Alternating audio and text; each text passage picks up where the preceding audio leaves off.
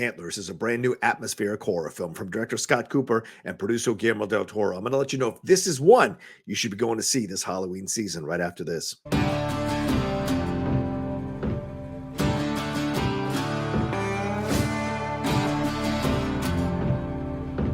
Hey everyone, it's the Outlaw John Rocha here with a review for you for Antlers, this brand new atmospheric horror film from director Scott Cooper that's coming out just in time for this year's Halloween season. It stars Keri Russell, Jesse Plemons, and an incredible Jeremy T. Thomas. So before I get into the movie, though, I want to remind you all to please subscribe to the channel down below. Hit that subscribe button, hit that bell button so you see when we're dropping all the new content we do here on the Outlaw Nation channel. And head on over to Twitch. Follow me there, the Outlaw Nation, all one word, for the watch-alongs, play-alongs, and the John and Wendy show that goes live every Friday at 3 p.m. PT. And later on, I'll let you know how you can be part of the Patreon to support all we do here on the Outlaw Nation channel and be part of the Outlaw Nation channel as well. All right, let's get into this one. As I said, this one directed by Scott Cooper, but also produced by Guillermo del Toro. So that already there's great pedigree here. I'm a fan of Scott Cooper as a director. Really enjoyed a number of his films in the past. Of course, Guillermo del Toro is a legend in the world of horror. Keri Russell is in this playing Julia Meadows. She's a school teacher who's coming back to her old town in Oregon where she grew up. There's some tragedy that happened to her that we find out in the movie. Not going to spoil it because I want you all to enjoy this purely. And she's moving back in with her brother Paul, who's played by Jesse Plemons, back into the old house that they lived in when they grew up there in Oregon. He is the local sheriff.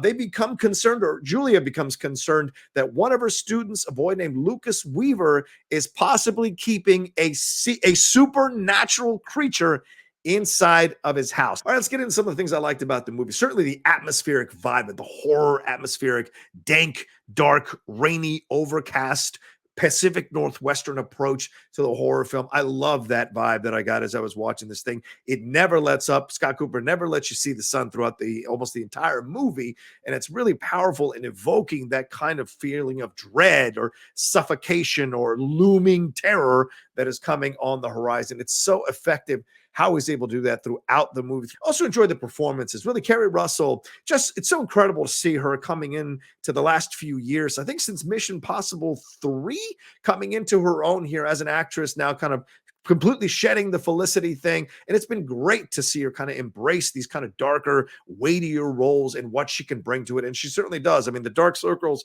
are there around her eyes, the angst, the terror, the fear, what she experienced in that house is all there conveyed in her performance. And it's fantastic to watch. Jesse Plemons, a little bit less to do, but sometimes the quieter, lesser roles are more difficult because you've got to essentially play off the lead character. And certainly Julia is the lead character, one of the two lead characters in this movie. So he's doing his work here as the brother who had to deal with all the stuff that she endured. And then when she left, he was left in that house. So there's some kind of tension there between them, some unspoken terror that they all experienced, real life terror that they all experienced growing up in that house that kind of gets alluded to and referenced and talked about throughout the movie. And also, I want to give a special shout out to Jeremy T. Thomas. He is a revelation in this movie. This kid is fantastic. My God, he's such a young kid, but the way he's able to convey the terror and the horror of the situation that he's in, almost the matter-of-fact approach to the situation that he's in.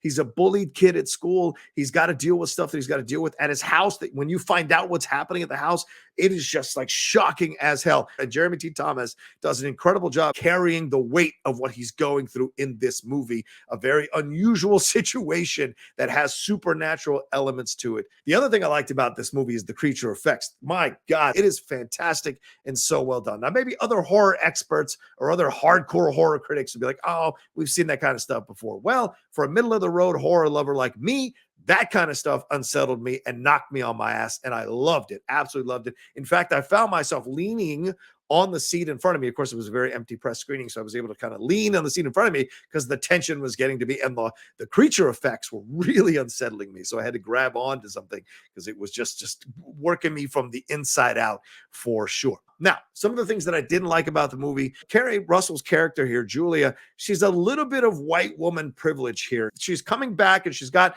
a lot of inner tragedy, inner trauma that she's dealing with and negotiating. She imposes on people her will, what she thinks is right, what she thinks should be done. And I think that causes some issues with her and her family and with issues with her at her school. And what it leads to, because she has to find out the truth, she damn well has to find out the truth, is some terrible stuff that happens to people around her. Maybe this was cool back in the 80s and 90s to have this kind of approach to it, but I think in 2021, it's a little bit outdated and a little bit tone deaf to not be aware that having a white woman force her will on all these situations instead of dealing with her own trauma, her own tragedy, or make other people subject to her own trauma and her own tragedy doesn't really work. It kind of struck me as the wrong notes to be hitting on something like this. Although her intentions were certainly from a good place, the way she was forcing her will on other people, I thought was a bit off-putting. The other thing I didn't like is that Graham Greene is in here, and I love Graham Greene, of course, since Dances with Wolves, such a fantastic actor. But to only use him as the Native American consul,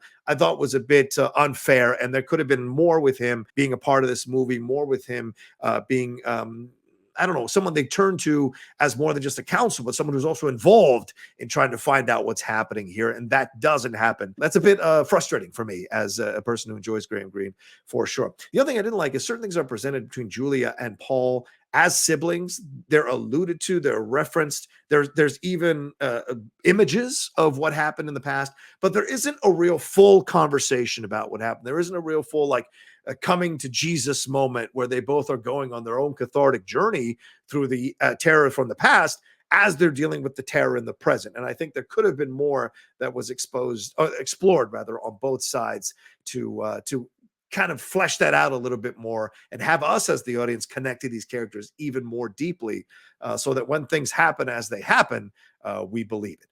But I do want to say, even though it's supernatural and mystical, it feels very real. So that's why you get someone like Scott Cooper, who could absolutely bring about very real approaches, very grounded approaches to strange situations. And he kind of loves to work around these kind of outer edges of society. And he does a great job here again with another film that kind of explores that in a new genre. So shout out to Scott Cooper, who's an incredible director, and Guillermo del Toro, who I think did a nice job producing this film as well. So overall, I give the film 3.5 cowboy hats. I was hoping to get closer to 4. Certainly there are moments that scare the hell out of you, but I think the things that I ding it for are keep me from fully 100% embracing the movie. That being said, it was a hell of a watch. It's a chilling atmospheric horror film that features stunning creature effects, damn good acting from Keri Russell and Jesse Plemons, and a breakout performance from Jeremy T. Thomas. It's not without its issues, but it will scare the hell out of you if you give into it. That's my overall thoughts